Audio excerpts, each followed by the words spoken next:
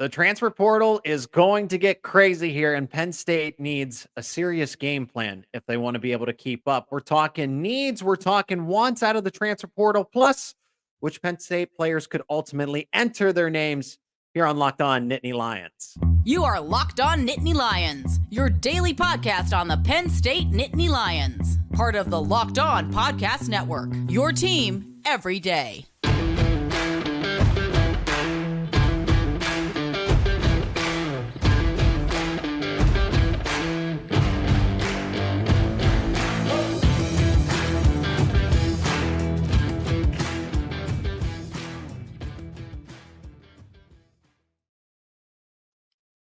And that is right. You are Locked On Nittany Lions. Thanks so much for making us your first listen and watch every single day. We are free and available wherever you get your podcast. Part of the Locked On Podcast Network. I am your host, Zach Seyko, bringing you all things Penn State Nittany Lions. And today's episode is brought to you by PrizePicks. Go to prizepicks.com/LockedOnCollege and use promo code LockedOnCollege for a first deposit match up to $100. PrizePicks, daily fantasy sports made easy. And today's episode is also brought to you by Team Ticker. Team Ticker is the one-of-a-kind sports sign for this holiday season. If you go to teamticker.com and use promo code Locked On, you will receive $50 off your Team Ticker purchase. Special guest, very excited that we could set this up once again, and that is Pat Koerbler from Black Shoe Diaries.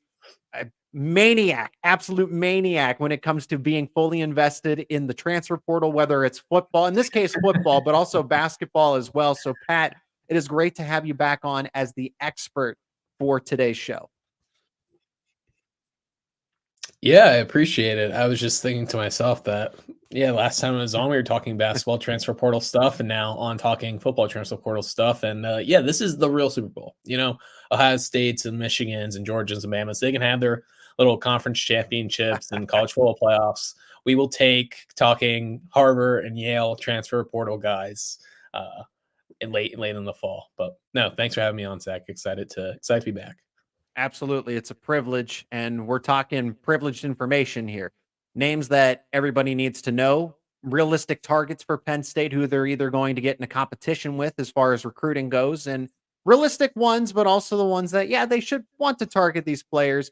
Other names to watch for, and just how the landscape of the transfer portal is going to go. And then finishing up with, I don't like to have these discussions, but in this age of college football, you have to have them.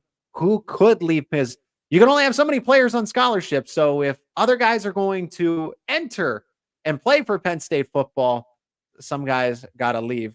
Before we get to any of it, help out the channel. Subscribe to Locked On Nittany Lions on YouTube and wherever you get your podcasts. Also follow along at Black Shoe Diaries, blackshoediaries.com, where Pat contributes, and they have other great information about Penn State football, men's basketball, and so much more over there as well. Pat, all the formalities aside, the transfer portal hasn't exactly opened up. December 4th is the day that the wild, wild west returns, but it's already gotten crazy to this point, and a select group of names are already putting a lot of quarterbacks. Penn State obviously doesn't need a quarterback, but some skilled players, linemen, guys in the defensive backfield, which are definitely must-haves for Penn State. Just the first initial group, what names stand out to you that Penn State should definitely be targeting?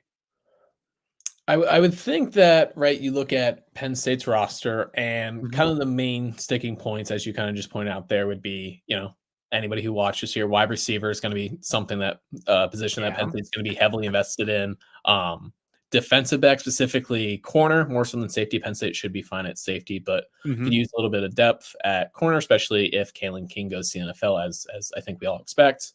And then just like any other college or any other program in the country, offensive line, specifically offensive tackle, defensive line, whether it's DNs or D tackles, you can always use those guys, on the line of scrimmage on either side of the ball. So those would really be the main position groups that I think Penn State's looking at. I guess we can start by talking about wide receivers. So I can just rattle off a couple different names that have entered and Penn State seems interested in.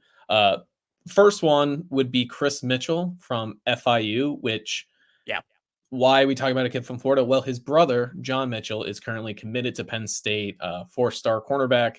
So Chris is his older brother, was a really, really good wide receiver for Florida International this year. I believe had around like 60 catches or something like that. I don't have the exact numbers in front of me, but certainly a name to remember. A couple Big Ten guys, Donovan McCauley at Indiana, who, if you remember during the Penn State game, he's the one who caught the, I think 69-yard touchdown pass where there's miscommunication between the defensive backfield, the second miscommunication, because there's a couple in that game. Big kid, originally from Indianapolis, I believe, 6'4". Once again, had around 40 catches for Indiana this year. And then staying in the Big Ten, Deion Burks, who I was actually just, trying to find some Purdue highlights earlier in the day and was watching him. He's a little bit on the smaller side. He's about 5'11", 190, but allegedly Purdue's fastest player, and the highlights match that. Certainly somebody that you could see playing the slot or playing on the outside, just somebody that you want to get the ball into the hands of. So he entered as well. And just generally when it comes to the transfer portal and trying to pick out guys who Penn State's interested in, because, we could go on and on. There's Miles Price at Texas Tech. There's Chris Tyree, who, if you follow the recruiting, that's what I was going to bring up. Yep. Running back prospect. He's now a wide receiver, and he's entering the portal from Notre Dame. Purdue has another wide receiver, TJ Sheffield. But if you really want to find out who Penn State's interested in, other than, if somebody tweets out that they have an offer, find a Penn State coach on Twitter, go to his following list. And if you see that he's following one of these guys, it probably means that they're interested, specifically James Franklin. So, for example, James Franklin is already following Deion Burks from Purdue. So, just wide receiver wise, he's probably going to be one of their main targets. But there's just so many different guys at wide receiver, and we'll see who else enters. But as far as wide receivers go, those would kind of be the names that I would stick with for now. You were going to mention Chris Tyree. What are your thoughts on Chris Tyree, Zach? Because I'm not sure what to think about him. Yeah, I like the variety of ways that if whoever the offensive coordinator is, and I feel like that's what it's dependent on. Yeah. But I'm not going to directly compare him to KJ Hamler. I feel like, okay, since he does have that running back background, moves to wide receiver, I feel like you could do some creative things, especially if you have another adaptation of the pro style offense to go with Drew Aller. I think of maybe some people are probably going to go nuts that I'm not making a comparison to Tavon Austin, but what if you can use him in Tavon Austin like ways, right? Somebody who has that shifty athleticism, is comfortable in the backfield. You can put him in the slot. You can line him up out wide. Just use his speed, use that athleticism in a variety of ways. I feel like if Penn State's going to win the transfer portal this year, they need guys. They need depth at offensive line, defensive tackle, particularly because Devon Ellies, it sounds like he's going to go to the NFL. We don't know the status of Hakeem Beamon, but the reason Penn State's run defense was so much better this year was because the interior of the defensive line actually took a major step forward. And if you're going to lose some of those veteran guys, I know you're getting Zane Durant back. Don't get me wrong, and he'll be better, but you need the depth, and something that Penn State had this season, the depth was intact at most, if not the entire year. But they do have to make the splash plays. They have to make the splash, I guess, commitments, if you will. In this case, you have to be so good at recruiting now, because it's not just about convincing high school kids. College young men who have already played and kind of understand the landscape of college football as it is. I feel like it's much more difficult to recruit in the transfer portal than it is for high school. It's such an expedited process as well, where you can even look at, a lot of these guys are entering the portal and they already have their minds made up. Like there's rumors that, Duke's quarterback Riley Leonard went into the portal. And if you look up Riley Leonard on Twitter, he's basically already headed to Notre Dame. Max Johnson from Texas A&M is already committed to North Carolina. I think there was a Middle Tennessee State kid who entered yesterday, already committed to Vanderbilt. So on top of, having those guys that are jumping in, with an idea of where they're going to go, you don't have a month to, build a relationship with these kids. The same way that in recruiting, it's a long process. It's years. So even from, Penn State's perspective, or James Franklin, or whoever, is the lead recruiter for some of these portal guys, it's making quick decisions on, not only fit football wise, but fit personality. What's their work ethic like? Can they get into school as far as like admissions go with, that transfer process? So it's, a timeline that ideally would be, weeks, if not months, that's all of a sudden, tied up into, in some cases days. So it just makes it really, really tough. And especially for Penn State nowadays, and this is really the case for every program. I think if you go back, right, 4 or 5 years, it was, oh, Jordan Stell, like, yeah, we could use a kicker, or, oh, we need Mhm. one wide receiver, or maybe we'll take a backup tight end. I think you're going to see Penn State, just like we're seeing programs more and more and more. I mean, Clemson offered a kid today, which if Dabo's jumping in the transfer portal, it just tells you how important it Exactly. is. Penn State's going to be taking multiple kids. They're going to be taking multiple wide receivers. They're probably going to take multiple kids in the secondary. So Yep. it's not just, oh, we want to pick up 2 or 3 kids. It's in some cases picking up 2 and 3 kids per position, which obviously when you're, talking to however many, let's just say 8, 9, 10 wide receivers, kind of flushing out your board that way can be Mhm. very difficult. So I don't envy as much as entertaining as it is for me. I don't envy the decisions and just all the work that goes into it that James Franklin and his staff will have to be making of these next couple days and weeks. So And there's certainly more to it, and that's what the second segment's for, because the transfer portal, as you mentioned, can take so many twists and turns. There's the process of how quick it goes about. There's also whether or not people actually like the transfer portal. It is beneficial for both good reasons, and I guess bad reasons. I guess that's a little counterintuitive, but we'll have an opportunity to explain here in the upcoming segment. Let's hear from one of our sponsors on today's episode, and that is PrizePicks. PrizePicks is the number one daily fantasy sports platform in North America. The easiest and most exciting way to play DFS. It's just you against the numbers. Instead of battling thousands of other players, including pros and sharks, you pick more than or less than on a 2 to 6 player stat projection and watch those winnings roll in. If you have the skills, you can turn $10 into $250 with just a few taps. Prize Picks is really simple to play. You can make your picks and submit your entry in less than 60 seconds. Quick withdrawals, easy gameplay, as I've mentioned, and an enormous selection of players and stat types are what makes Prize Picks the number one daily fantasy sports app. And with the Prize Picks reboot policy, your entries stay in play even if one of your players gets injured. For NFL games and college football top 25 matchups, if you have a player that exits in the first half, does not return in the second half, that player is then rebooted. PrizePicks is the only daily fantasy sports platform with injury insurance. So now what do you got to do? You go to prizepicks.com/lockedoncollege, use promo code lockedoncollege for a first deposit match up to $100. PrizePicks.com/lockedoncollege with promo code lockedoncollege for a first deposit match up to $100. PrizePicks, daily fantasy sports made easy.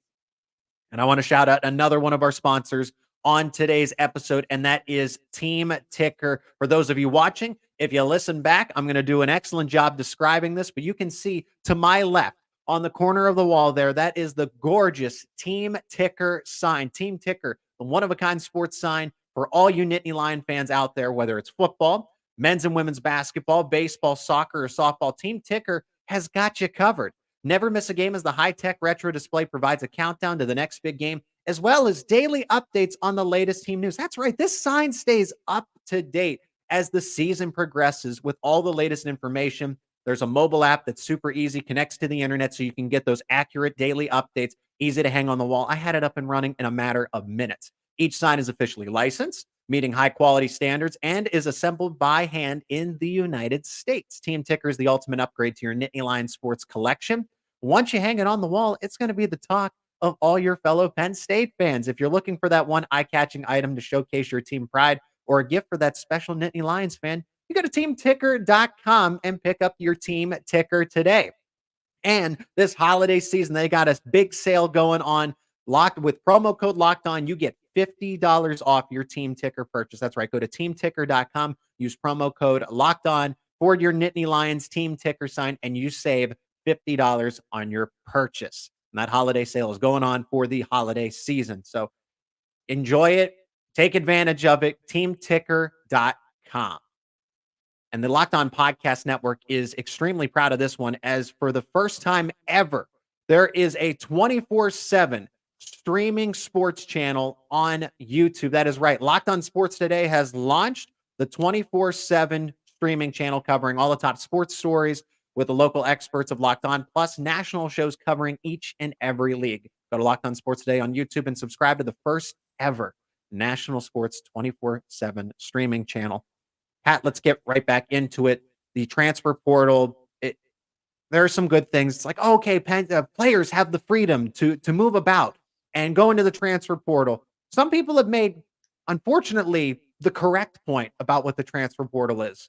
For some of the players that do go in, it's the last time they're ever going to play college football for some of them. Let me explain a little further, and I'm sure you can piggyback off of this as well. And we'll talk about some other names that maybe Penn State could get familiar with here. But for the transfer portal, it's a double-ended sword because yes, all players have the freedom. They're not tied to a program. They have the flexibility to further their careers. It works out for them.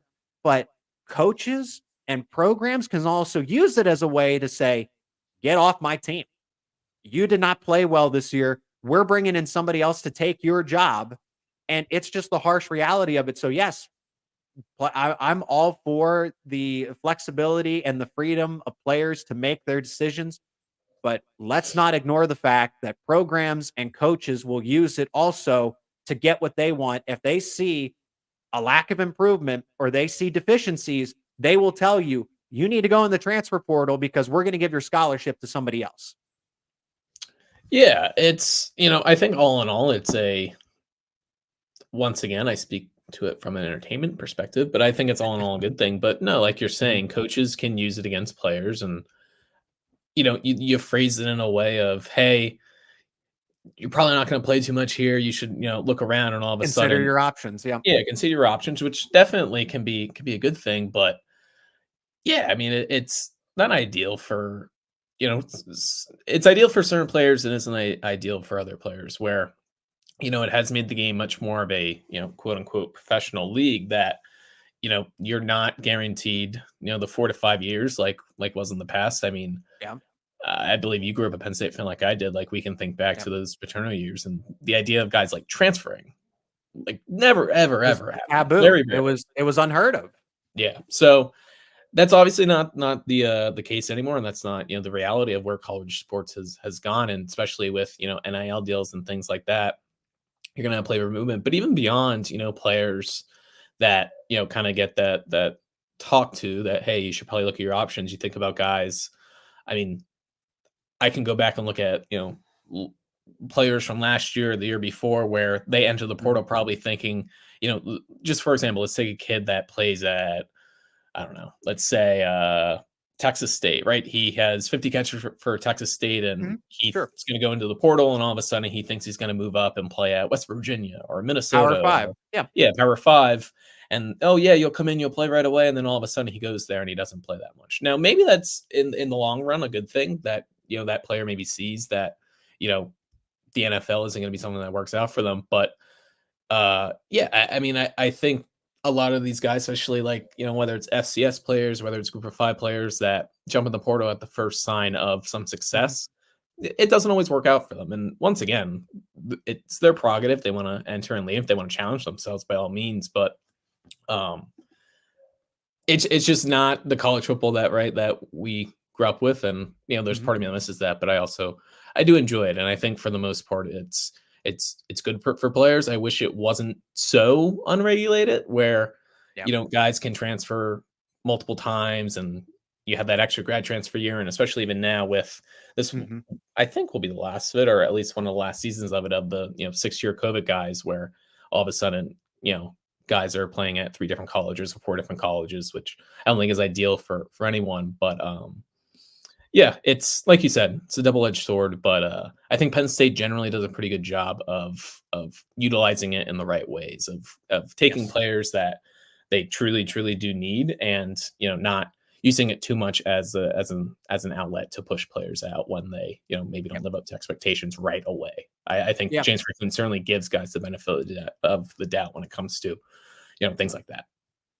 There is the success with honor element to this. And at least, I mean, Penn State really does do a good job of towing the line of not being totally corrupt and slimy and unethical, but actually using it to the program's advantage without just saying, hey, you're gone, or we're going to throw millions of dollars at select players just to get them on campus.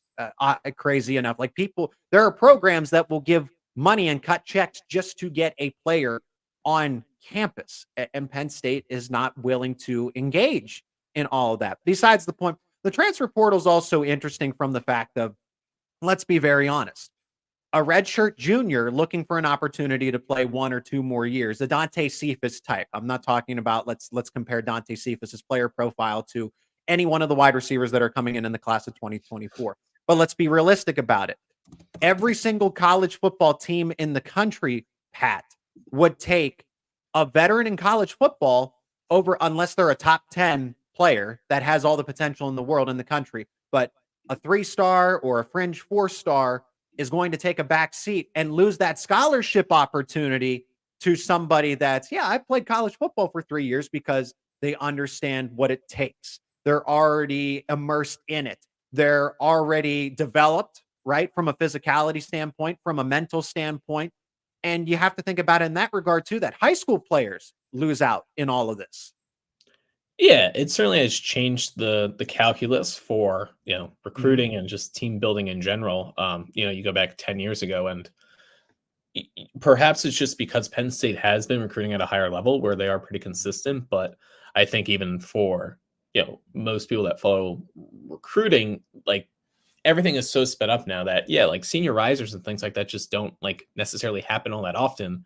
And even when they do, you just don't have, schools and programs don't have the resources and don't have the room to, bring those guys in, because so much of their focus, like for me right now, it's all in the transfer portal. And I think that's generally the case when it comes to these staff as well, that, as the season ends and the transfer portal opens, you're kind of focused on that. But once again, I can't sit here and poo-poo it too much when I, look forward to it every year. I do think that I think of it in basketball probably more so than football, but it does just kind of, as somebody who's just a fan of college football and college basketball, and take my Penn State fandom aside, it does kind of stink where, if you have, say, man, I'm trying to think of a random college basketball team, Wright State or somebody from the Horizon League, where, they hit on, they bring in 5 freshmen, they hit on 3 of them, and they all average over 10 points, and boom, they're all gone right away. They're gone the next year. Yeah. I do think that is a shame, because I think you can go back, and I kind of use the Wright State comparison just because I know a couple of years ago they had a really good team, and Grant Basile went to Virginia Tech, Tanner Holden then went to Ohio State. So you lose the essence of what makes college sports great when, just the top programs, and either it's basketball or football, can pluck who they want. But once again, that's just the reality of what it is now. And with NIL and the money that's flowing around in college football, once again, it's turning more and more into a professional sport every day. So you either adapt or you get left behind. So James Franklin has made it clear that he's not the biggest fan, or in the past, at least, has made it clear he's not the biggest fan of the transfer portal, but it is a necessary evil, if we want to call it that, in today's college landscape. Absolutely. Now, we did promise hypothetical names, because like I said, I barely knew about the Riley Leonard situation. Mike Elko is leaving. I wonder if the Duke quarterback's going to follow him, but to go to Texas A&M, and then, he's all but guaranteed to go to Notre Dame. I saw him as an NFL draft pick. I thought he could go in the first round with his intangibles, but whatever. What do I know? I talk sports. I guess I don't scout enough. Here's one hypothetical as we look at the live comments here. Max says Julian Fleming might enter the portal because there's going to be a lot of competition for wide receiver 1 at Ohio State next year. Yeah, Marvin Harrison Jr. is moving on. Appreciate the comments. Always appreciate the comments. Julian Fleming has not put his name in.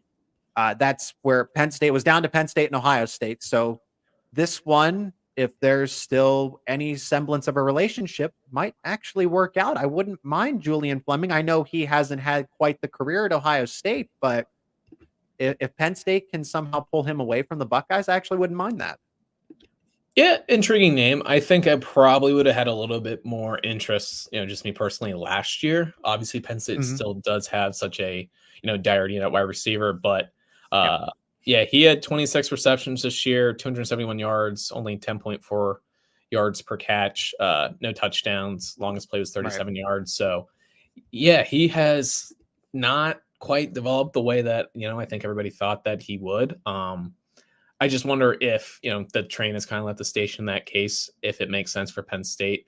Again, we'll see. I think, I know we're going to talk a little bit later about, who could leave from Penn State's perspective. I think you're going to see quite a bit of turnover in that wide receiver room. So I do think that Penn State will be going after multiple targets and multiple guys. So perhaps something falls into place with Fleming, but I can't say personally as much as I'll talk myself into Julian Fleming coming home, becoming an All-American by all means. But until that happens, I can't say it's something that I'm necessarily rooting for. You mentioned Riley Leonard before, right? So Duke kid that jumps in the portal.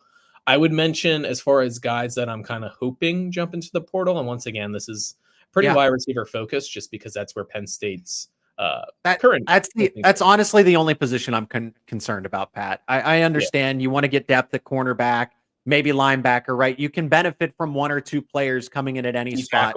Like a Derek Tangelo. You don't need Arnold Ebiketes. I think you need more Derek Tangelos in this case that can provide a spark off the bench. But who are some of those other names that either at wide receiver or anywhere else that can either be that depth piece or that hopefully that star that Dante Cephas unfortunately was not this year? Yeah, once again, just going back to the Duke thing, one of their top wide receivers, Jordan Moore, he was originally from Maryland. I believe he went to Duke originally as a quarterback recruit, but originally from Maryland, had 51 catches this year for 688 yards and 7 touchdowns. Average size, 6 foot, 195, 200, but good productive wide receiver at Duke, and once again from Maryland, which I think probably has some sort of ties to Penn State. So if he jumps in the portal, could be a name to watch. Malachi Fields at Virginia, once again, ties with Marquise Haggins, 52 catches for 722 yards and 3 touchdowns. And then one more ACC guy that I wouldn't mind jumping in, Jamal Banks from Wake Forest. He's originally from DC. He had 52 catches for 563 yards and 3 touchdowns. So just as far as, Power 5 ACC wide receivers go, those would be some names to watch. And then just 2 FCS guys. Holy Cross has had a couple guys jump in. Luke Newman, he's an offensive tackle that is an All-American that I'm sure Penn State will be interested in, and he'll be playing, for a top 25 program. But Holy Cross has wide receiver Jalen Coker, 6'3", 213 pounds. He had 59 catches for over 1,000 yards, 15 touchdowns this year. Could be a guy that just goes into the NFL. I don't think that he'll necessarily be, a day 1 or day 2 type of guy, but if he jumps in the portal, could be somebody that absolutely will go to, a high-end program.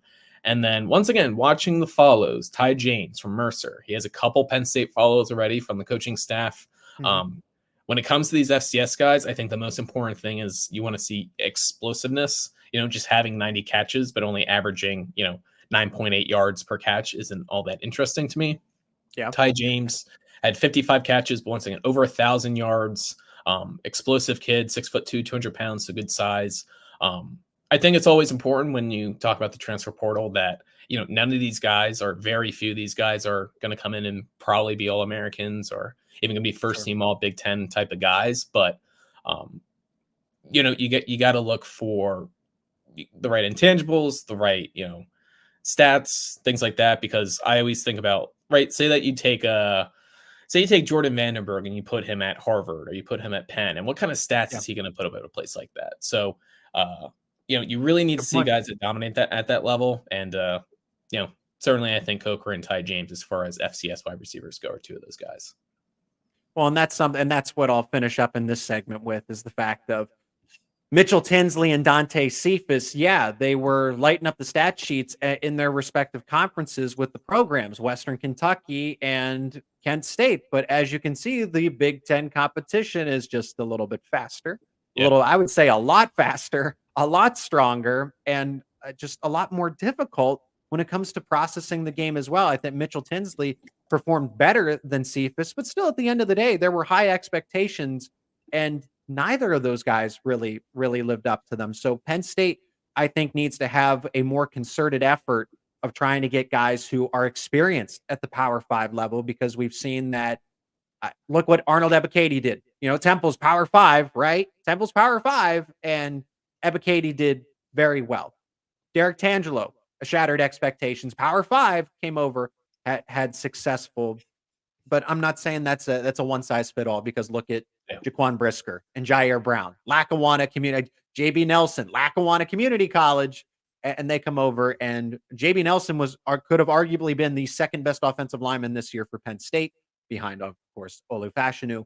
And then you look at the Jair Brown and Jaquan Brisker, look at what they're doing in the pros. But that's my piece, and I appreciate the list of names. We got other names. Like I said, I'm not really eager to discuss this because I don't want to see Penn State players have to do this, but there are better opportunities elsewhere for some guys, and Penn State players are going to leave via the transfer portal. But there is some good news in this regard. We'll discuss in just a moment, but let's hear from another one of our sponsors on today's episode, and that is LinkedIn Jobs. These days, every new potential hire can feel like a high-stakes wager for your small business. You want to be 100% certain that you have access to the best qualified candidates available. That's why you got to check out LinkedIn Jobs. LinkedIn Jobs helps you find the right people for your team faster and for free.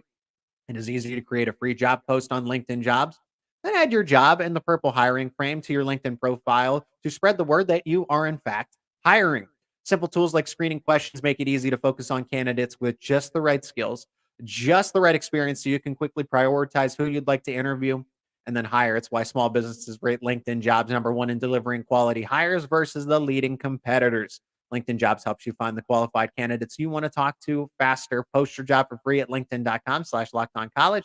That is linkedin.com/lockedoncollege to post your job for free. Terms and conditions apply. And in this final segment, let's discuss which Penn State Nittany Lions could enter their names into the transfer portal in this cycle. And maybe there's some obvious ones, maybe there's some not so obvious ones. I'll begin with this before we actually name names. Penn State is actually really good at retaining guys and keeping them in the program, whether that's they're really good. James Franklin is really good at re-recruiting his own players. That's something I didn't really get to bring up in the second segment, Pat, is the fact that most programs, you see them, all the large groups of players will, regardless of a coaching change, will just jump right into the portal, and it's almost out of control. Penn State, I feel like, is really good at two things: convincing players not to go into A, the portal, but B, leave for the NFL draft.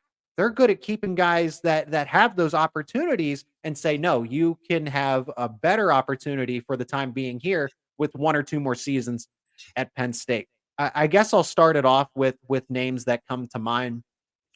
And I like Jerry Cross. I liked his potential. The former 4-star, but I just don't think he's going to work his way up the depth chart anytime soon. If Theo Johnson and Tyler Warren both go to the NFL, maybe it's a different story.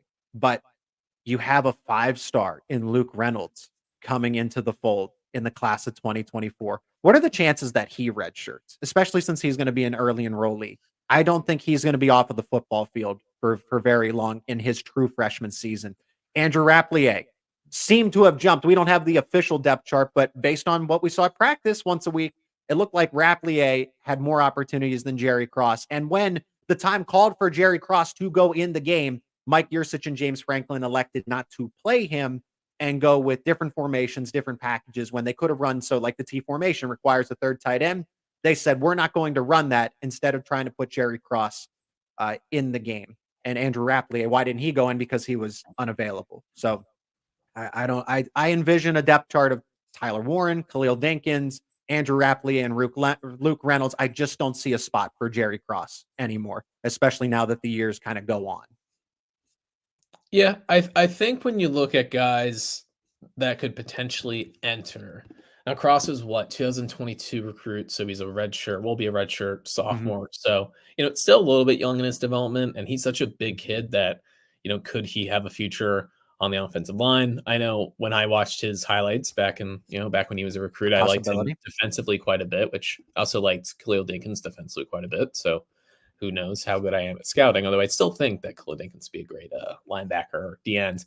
But anyway, I feel a little uncomfortable sometimes, just throwing out names. But what I would say is that, look at guys who have been around, that are coming up on their 4th year or 5th, certainly their 5th year with the program, but even their 4th year at the program. And if they haven't really, cracked, the 2 deep at this point, and especially, I would say offensively, even more so than defensively, just because Penn State has done such a good job of, rotating. You look at defensive tackle this year, and the snap shares were so close between Durant and Izzard when he was healthy, and Beeman and Devon Ellis. I think that, right, if you would have told me 4 years ago Devon Ellis would still be at Penn State, I don't know if I would have fully believed you, just because he's been a guy that has, he started, but yet never was the guy in the same way that maybe he could have if he went somewhere else, or at least could have been talked into if he went somewhere else.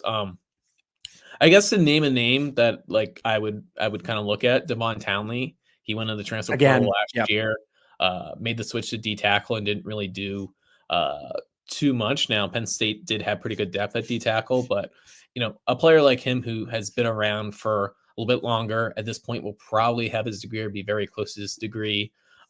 So I would simply just look at guys like that.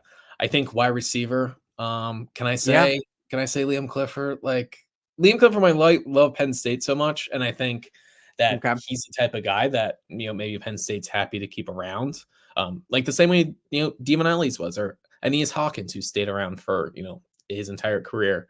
But if you're Liam Clifford, can you go to a Boston College or a Syracuse or Cincinnati?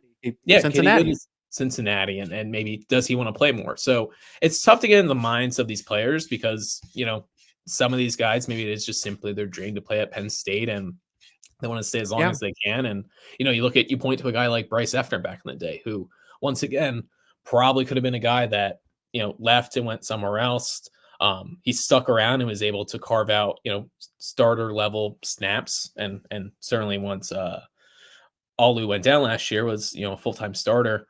So it's tough to say without getting into the minds of these guys, but I would just simply look at wide receiver. I think is going to be a place where even a couple of younger guys will pop out, just because of James Franklin was screaming from the mountaintops this year about, we need wide receivers to step up. They're not consistent enough, and nobody really did. So I think that could be a room you see a lot of movement in. And then I think that it's safe to mention that guys like Kaytron Allen and guys like Abdul Carter, not that let me be clear, I fully expect them back at Penn State, but you just never know if Georgia talks to Mr. and Mrs. Kaytron Allen and says, hey, enter the portal, there might be an offer for your son. I'm just simply saying, you can never say never when it comes to that. I think Penn State is in a decent enough spot when it comes to NIL that they should be able to be okay with that. But there's obviously so much things going on in the background that I would just simply be aware of it. Penn State should be fine though, but I just simply wanted to mention that, just as a never say never. Well, let me take the subject of the wide receiver room, because this is what I'm hearing, Pat, is that it's getting blown up, open competition. No one's job is safe. Now, there's a preference, obviously, to keep a Keandre Lambert-Smith and a Dante Cephas, who probably really isn't in a position to enter the draft or transfer again, because he wouldn't have that eligibility anymore. He doesn't have that second transfer, so he's kind of already used that opportunity. But everybody else, Marcus Hagans is now the head coach of the wide receivers. James Franklin has made that apparent. So Marcus Hagans has a lot of control, has a lot of say of what goes on. And if he wants to rework this whole part of the team in his image, well, he's going to go get players that fit what he wants to do. So I think of guys like Tyler Johnson, even Christian Driver, right? Anthony Ivy as well. The guys that we didn't see on the football field, period. Maybe there were some injuries involved, but we always heard some good things about Amari Evans. We always heard good things about, okay, Dante Cephas is getting better. And that was supposed to be a 2-year project. That wasn't supposed to be a one and done, and his second year will certainly be better. But when you can go get guys like McCulley out of the transfer portal, potentially a Tyree, who are you going to give the scholarship to, Pat, when you already know what you have in the likes of a Tyler Johnson and an Anthony Ivy, and you know that you might have better? And it's simply speculation, but you got to think Penn State's going from the grass is greener on the other side of this approach. I think that if you look at the wide receiver room right now, who are you fully confident is back at Penn State next year? 100%, no doubt, definitely will be back at Penn State. I don't know if there's one or two or three names. Trey Wallace, Keandre Lambert-Smith, because he's Are didn't you play his way into an 100% sure, NFL. Keandre? I can't say I'm 100% sure Keandre Okay. Lambert-Smith is back. Okay. And that's just kind of what I mean, where it's like, Yeah. He had such a weird season, and I don't know. I think in his mind, he certainly wanted to go to the NFL, the same way that there's been other players in the past that, in their mind, they're going to the NFL and they're going to go there no matter what. I think of like a Ryan Bates back in the day, who enters the NFL draft, ends up going undrafted. If he would have came back, could have potentially ended up going higher. Now, granted, he's had quite the NFL career, but I don't know. I can't say that with certainty right now that Keandre Lambert-Smith, I think, is 100% is back. Dante Cephas probably, because like you said, because he already did grad transfer to Penn State, which was the reason why that he couldn't enroll until after spring practice, because he wanted to get his degree, that he can't do that again. Maybe him. I think you're right with Trey Wallace. He's more than likely. He's probably the biggest guarantee, and Cephas is only because he can't. Yeah, right? but he can't go anywhere.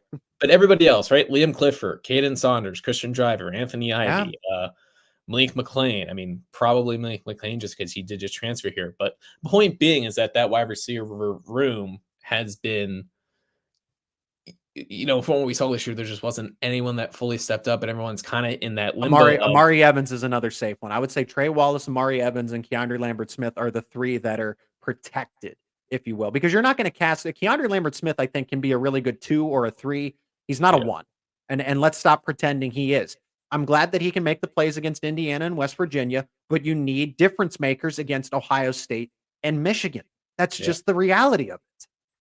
The only thing I'll say about Amari Evans, and I don't want to say specifically like Amari Evans, but just his prototype of guy that's not originally, he's originally actually from Ohio. He ended up moving to Texas while he's in high school, but somebody who's like not fully from PA, right? Has kind of been all over the place.